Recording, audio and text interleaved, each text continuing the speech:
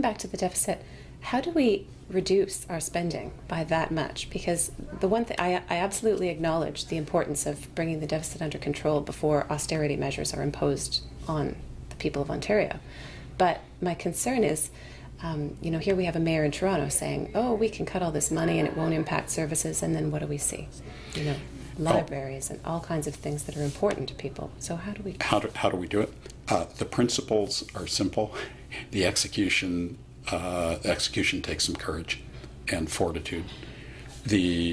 At the end of the day, the government is just like a household. You can't spend more than you take in.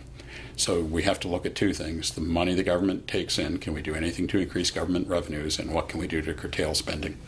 On the revenue side, we are against a general increase in taxes at the present time, with one exception, and that is the Liberal government introduced during this last year a corporate tax cut, and we would propose to roll that back so that it's business as usual in terms of corporate taxes. On the expense side, with the exception of healthcare, which I think should be allowed to increase, has to be allowed to increase at 2% per year. For the balance of provincial expenditures, we have to freeze provincial expenditures at their current levels.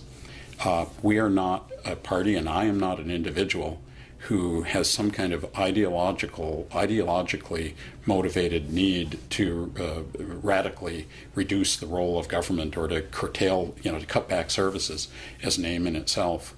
But at the end of the day, we can't spend more than we take in.